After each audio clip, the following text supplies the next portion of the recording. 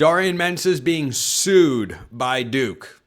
In case you needed another indicator that things need to change. You are Locked On College Football with Spencer McLaughlin, your daily podcast on all things college football. Part of the Locked On Podcast Network, your team every day.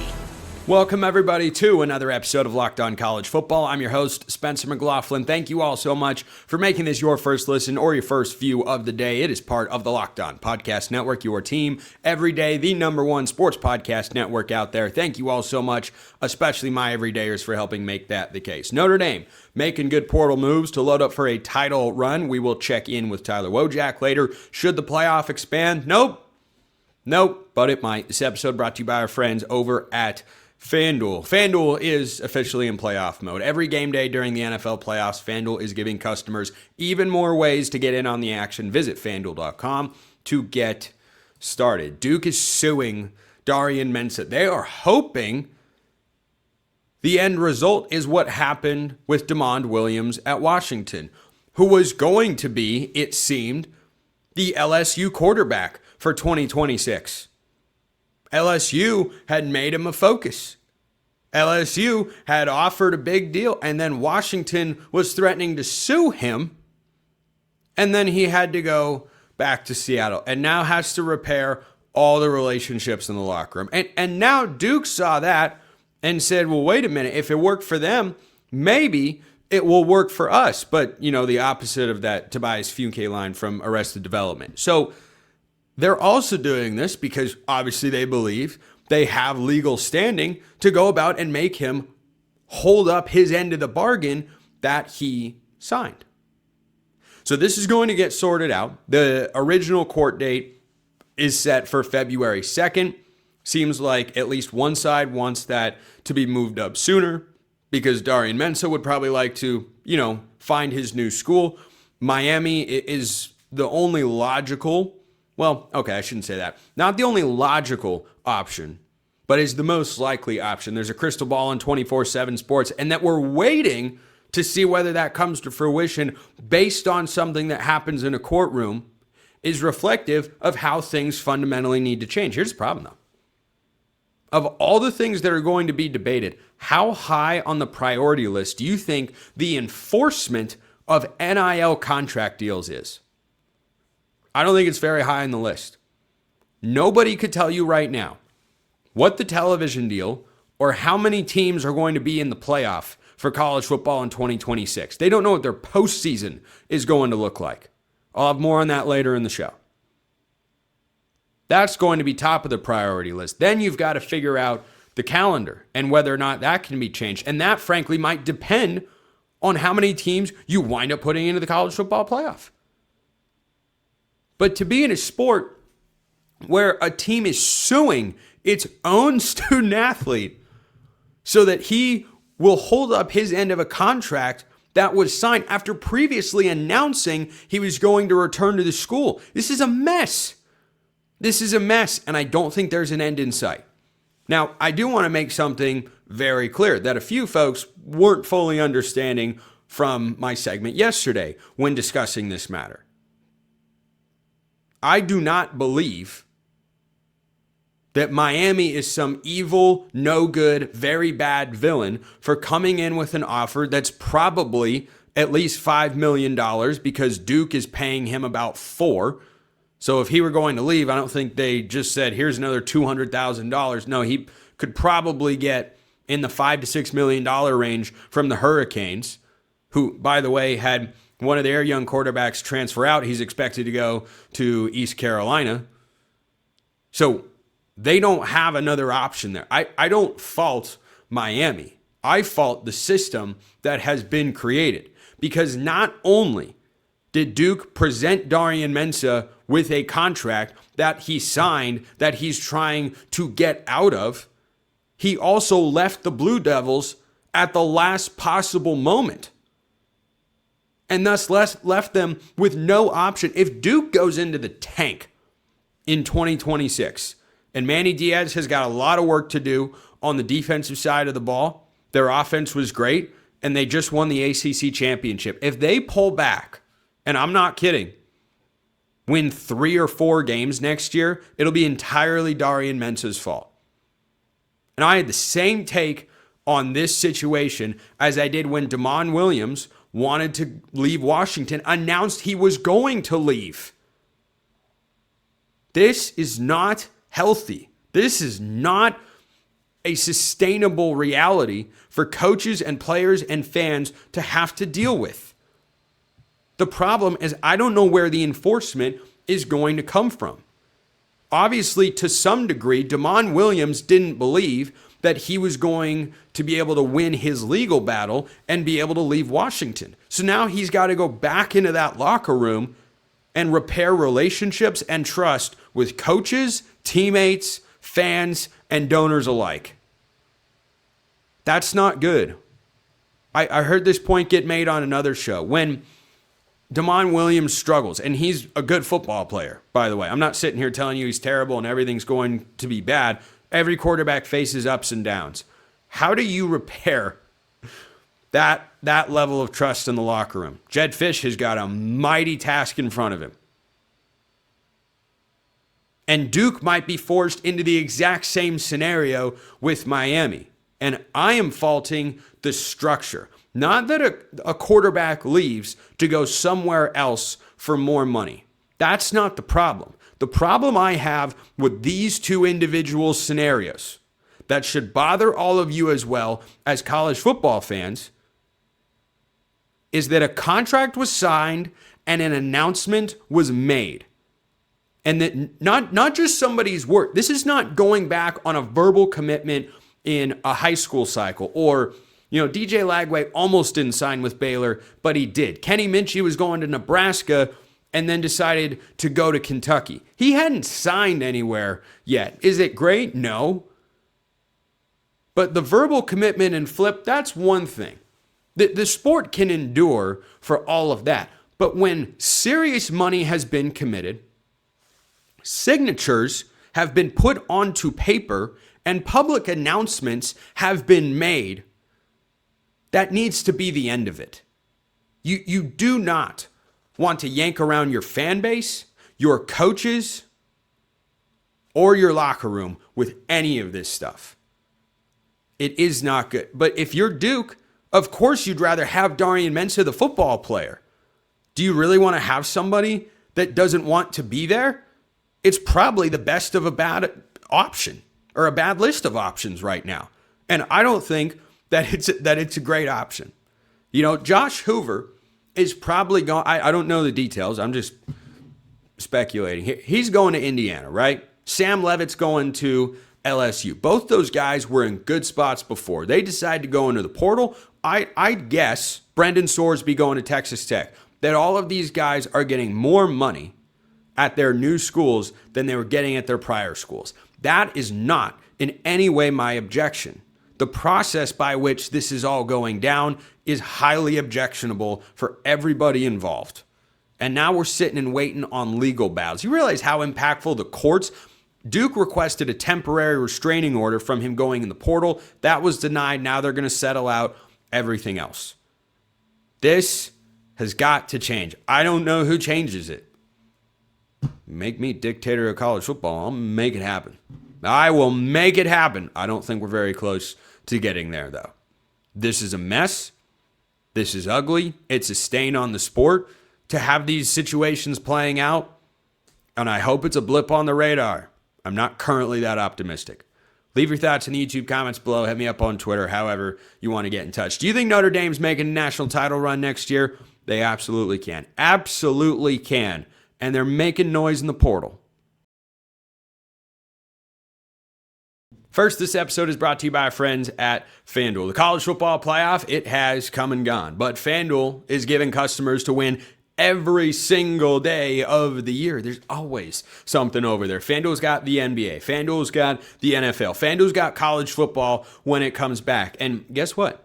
There are already futures bets for college football available with our friends at FanDuel. LSU's win total, 9.5. 9.5. For Lane Kiffin and company. Oof. Do you think he's going to knock it out of the park? Are you convinced Lane Kiffin walks into Baton Rouge and says, this is my job now. This is where I want to be. Nick Saban told me it was the best job. And he just starts winning 10 or more games every year. If you think that's the case, you take LSU over 9.5. If you think it's going to implode in Baton Rouge and they just go, 8-4 in year one, well, then perhaps you like under 9.5. Once all the over-unders come out, I'll be talking about him here on the show. And you'll be able to bet him over at FanDuel. FanDuel's the best place to get into the action all year long and keep college football on your mind. They've got a bunch of great things over there at FanDuel because, well, you won't know until you go check them out. They got everything you want, NBA, NFL, and more. Check them out at FanDuel.com. Notre Dame is gearing up for a championship run in 2026. Tyler Wojciak of Locked On Irish is here to discuss the transfer portal because how else would one prepare for a championship run, Tyler, other than the transfer portal? We shall forget the ending to Notre Dame's season and the fallout that came from such matters. We're looking forward. I am nothing if not optimistic, positive, forward-thinking, and other great adjectives. So what's your assessment right now of Notre Dame's transfer portal haul? I thought they did a really good job this year. They're never going to be a team like Indiana who brings in 30 guys in a cycle. They typically take in around 8 to maybe 10 max, but that's how they operate. As Marcus Freeman likes to say, he wants a program that is going to major in high school recruiting and then minor in the transfer portal, basically as a way of saying they're going to supplement any needs where they see fit. And this year, I think they brought in some guys who are going to impact the team right away, as well as some young undergraduate transfers who, I think they'll make an impact in 2026, but there's a lot of long-term upside as well. And that's been rare for Notre Dame. In the past, they've typically only been able to take grad transfers, just given all the academic restrictions at Notre Dame. I understand why people like to give Notre Dame grief, but they are one of the few schools left who actually try to be a school when it comes to their student athletes. And it's been a bit of a thorn in the side, but I think this cycle with the players they added, like Francis Brew from Pittsburgh at defensive tackle, he's going to be a day one starter. They brought in 2 former Ohio State wide receivers, Mylan Graham, Quincy Porter, 2 former 5-stars. So they're bringing in guys who can impact the team right away, but also guys who just have a ton of upside down the road. Quincy Porter, one of the biggest names of this transfer portal cycle, and I think depending on who you ask, you could classify him as a surprise. You could say it was going to happen once they landed Chris Henry, and they've got Jeremiah Smith coming back as well. It's an embarrassment of riches at the wide receiver position over in Columbus. But for Notre Dame, I don't think it's been a huge position of strength over the last couple of years. It's been fine. It's been solid, good enough. And I'm a big CJ Carr fan. I feel pretty bullish about Notre Dame going into next season. Do you think they have upgraded their pass catching unit significantly for their young stud quarterback? Well, it's tough to say because they lose Malachi Fields, and he was exceptional for the Irish this season. They didn't need him quite as much as maybe some other top-tier transfer portal wide receivers because they had Jeremiah Love and Jadarian Price in the backfield. But man, Malachi Fields, who transferred over from Virginia for one season, was really, really effective for the Irish this year. I don't know if Graham or Porter can come in and contribute in the same way that Malachi Fields did, but you think if you're going to lose one guy, Malachi Fields, and you can replace him with 2 young, talented guys in Graham and Porter, then maybe that'll work out. I have questions about Porter just in terms of his health. He had that weird undisclosed knee injury at Ohio State that kept him out for most of the second half of the season. He missed the college football playoff as well. There's been some conflicting reports about whether he had knee surgery or not. So I'm trying to temper my expectations for what he can contribute in 2026. But if he even scratches the surface of his potential, then he could be as good as Malachi Fields or even better. For the Irish going into next year, is there anything left? Because remember, you can enter the portal in a window, you can exit it in June for all anybody cares, or at least that's the way that it seems to be, which I don't understand. I mean, I don't understand a lot of things about college football and college sports right now, and we'll see if it gets fixed in the coming days. But is there anything left that you feel like, boy, if they went out and added a player or two at this position, it would make sense? Backup quarterback. For sure, because Kenny Minchie was the backup this past season, and now he's getting over $2 million to be the starting quarterback in Kentucky. That's a pretty good backup quarterback to have in your room. And I was just hoping that Notre Dame could figure out whatever you guys got going on over at Oregon, where you're able to convince Dylan Raiola, who just started his first 2 seasons at Nebraska, to then come over to Oregon and be a backup in the same way that you did with Dante Moore, although he only had 1 season as a starter compared to 2 with Dylan. But next year you go in with CJ Carr as your guy. Obviously, he's already number 2 in the preseason Heisman favorite, so you've got your main guy. But then behind him, you've got a redshirt freshman in Blake Hebert, and then a true freshman in Noah Grubbs, and then another true freshman in Teddy Gerard, who is actually reclassifying into 2026. So you've got one guy who you can really count on, but man, if CJ Carr goes down, there's a lot of questions in that quarterback room. Alberto Mendoza is not an option. He made his way to Georgia Tech. I'll probably talk about that tomorrow on my show. But are there any options available? I'd watch maybe for Parker Navarro if he gets another year of eligibility. He's trying to transfer from Ohio and play another season of college football. We're waiting on a lot of those lawsuits to play themselves out to see if they become available. I don't know if somebody like that, who would only have 1 season left, would want to go be a backup at Notre Dame. You'd essentially be, and this sounds dark, I'm not saying that anybody would, but you'd essentially in the back of your mind be hoping for an injury to CJ Carr, and then you would be handed the keys of a team that's trying to go win a national championship. And then that's the expectation. That's the roster that they're likely going to have. So do you think, are there any quarterbacks you have an eye on that make you go, I think he'd be a perfect candidate? At this point, no. I've looked around. I always felt like if they were going to add someone, it would be either group of 5 or maybe even the FCS route, try to redo whatever Trinidad Chambliss did over at Ole Miss. But look, that is an outlier situation, right? Yeah. Notre Dame actually hosted Brayton Atkinson, former quarterback for Mercer, on campus for a visit, but I'm not even sure that they offered him. And he wasn't necessarily the type that you were kind of expecting. I thought Notre Dame would go after a guy who's experienced, been playing college football for 3 years. Atkinson started in his 1 and only season at Mercer, put up a bunch of really good numbers, but still, it's Mercer going over to Notre Dame, and he only had 1 season of college football. So I think they were out there looking for an experienced quarterback, and the right situation just never presented itself, and it looks like they're going into 2026 with CJ Carr and just hoping to God that he stays healthy. It turns out having a good offensive line that can keep your quarterback upright is indeed important. Atkinson, by the way, correct me if I'm wrong, wound up at Oregon State, and he and Malik Murphy are going to battle it out, because I thought for sure Malik Murphy would have been a guy that winds up in the portal again for the 2026 cycle, and last I'd heard he's still hanging out over there in Corvallis. That would have been the perfect type of option for Notre Dame, but I'll get you out of here on this. Of the guys they've brought in via the portal, and there is this discussion with Notre Dame, Stanford as well, as still being premier, Northwestern, elite academic schools. Andrew Luck has gone in and dropped the guardrails in Palo Alto to allow for transfers to actually come in, because if you don't, I think you're just at such a big disadvantage now. Who do you think is the best transfer that Notre Dame has brought in so far? I'm going to take Francis Brew from Pittsburgh. He fulfills a huge position of need for Notre Dame.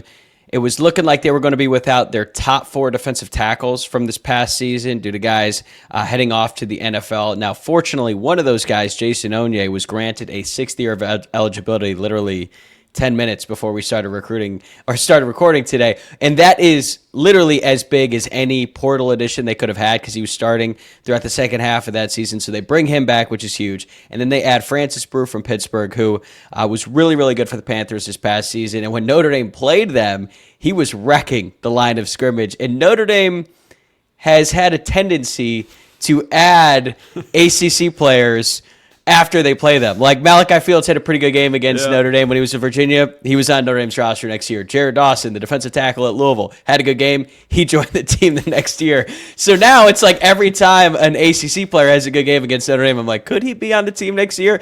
I personally was hoping that they would go after Hollywood Smothers, the running back in the transfer portal. It didn't happen, but I think Francis Brewer is exactly what they need. A guy who's very disruptive on the interior, had 7.5 tackles for loss this season, is like one of the strongest humans alive, who's on Bruce Feldman's freaks list, squats nearly 700 pounds. I'm not even sure how that's humanly possible, but he does it. So he's going to be a great addition to that Notre Dame defense for next season. Every ACC coach be on high alert when you play Notre Dame. You got to have that scene from The Incredibles where Dash is running in the track race and they say, okay, yeah, go. No, you're showing too much of your power there. No, back it up. Okay, no, you can go a little bit forward. That gets second place. That's the goal. That's the goal if you're an ACC team playing Notre Dame. Tyler Wojciak, Locked On Irish, great. As always, when we get back, should the college football playoff expand? Well, no, it shouldn't. I don't want it to, but when do I ever get what I want, you know?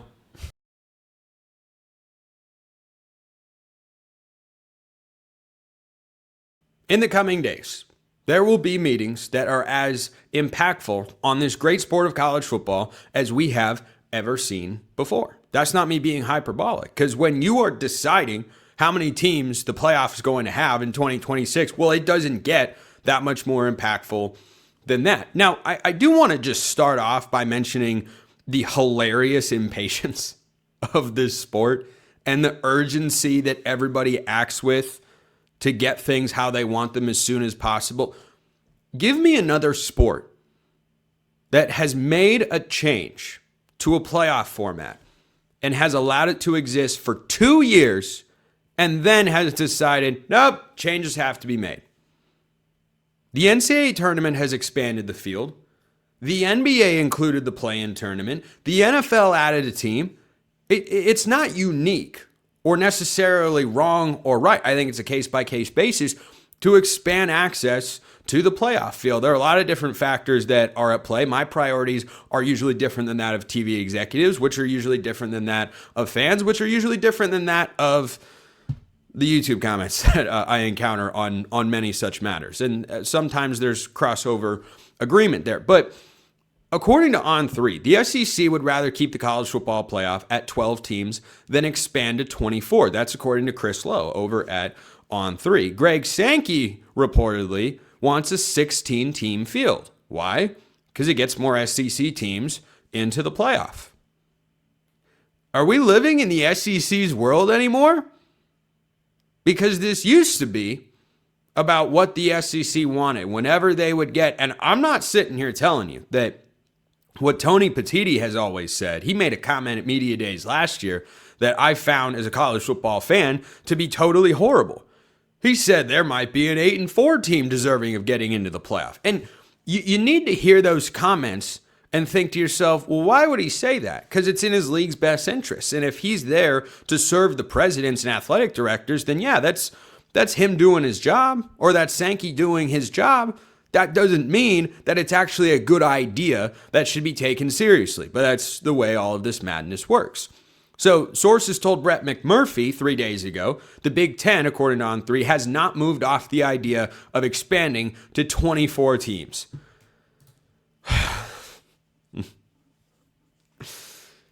There's a self-fulfilling prophecy component to all of this. And the disagreement between these two conferences, notice you're not seeing a whole lot of reports about what the Big 12 or ACC want because, well, they're just going to be happy to be included and be along for the ride. And we're going to debate all the 4-4, 2-2, 1-1, 3-1, 7-8, you know, all those different formats and whatnot. I just wish that someone would sit down and give a long explanation before just throwing ideas out there or before these reports get thrown out there to the public. Could someone sit down and explain why a 24-team playoff is going to improve the sport? I can't figure it out. Playoff access for teams that have no business being anywhere near the national championship picture doesn't make the regular season better. It makes it far more dull, which will always, and always has been, be my priority when talking about these conversations and what I think college football should do next. So if they expand the playoff to 16 teams, there can be positive elements to that. We might get more home playoff games, which are fantastic. There might be an adjustment of the calendar. Currently, listen, if you didn't know this, currently the college football calendar next year is scheduled to have the national championship played on January 25th in Las Vegas. The national championship game was 2 days ago as this show is coming out. Imagine the national championship still not having had happen for 4 days as this show airs. It's insane. There's a crossover with the portal that makes no sense and isn't good for anyone. Players, coaches, fans, media, nobody. It's not good for anybody. It makes no sense. And the postseason goes on for too long. And look, I don't think bowl games are going anywhere. This is also what pops up in this conversation. Like, well, you got to get rid of the bowl games. You don't actually. You don't. I'm not someone that thinks bowl season needs to go away. If it does, am I losing sleep? Not necessarily. Every holiday season, though, when there are just college football games on and it's just fun to watch and it means more to some programs than others, and yeah, kids opt out. Well, guess what? That's good news for the kids that now get an opportunity to play. I think there's far more upside to bowl games than downside. But what I hear in this conversation that I get frustrated with when discussing the calendar is, well, you can't move up the playoff unless you get rid of bowl games. It's ridiculous. That's a ridiculous notion. Because there was a day this year, I forget which day specifically it was. There were 3 bowl games, good, enjoyable games. I think it was before the Miami game on New Year's Eve. That sounds right. I'd have to double check, but the exact date doesn't matter. There were 3 regular bowl games that were played throughout the day. They started in the morning on the West Coast time, and then at the end of the day, you had a college football playoff game. You can put these things together. And the reason I don't think the bowl games are going away is you can think whatever you want of them. People are still watching. Money is still being made. Yes, some of them are really poorly attended. Plenty of them are not. There are still plenty of college football fans that want to go watch their team play, that think it's fun to watch college football. I am one of those people. I have been to non-playoff games before. I had a good time.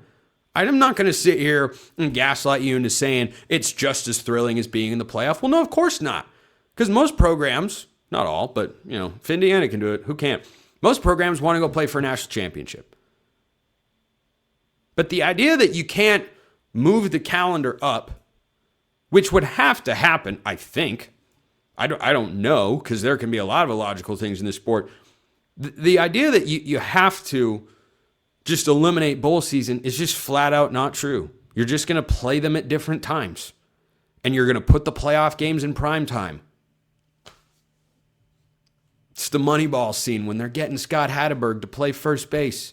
It's not that hard, Scott. Tell him, Wash, it's incredibly hard. No, it's actually not that hard, Scott. And anything worth doing is. So, getting back to this point. Do I want to see the playoff expanded? No. I'm a regular season absolutist. Josh Payton and I might be the only 2 guys left on that front. I want regular season games to have the maximum amount of value. Frankly, I think 12 is too many. It's never going to go backwards, so I would like it to not go any further forwards.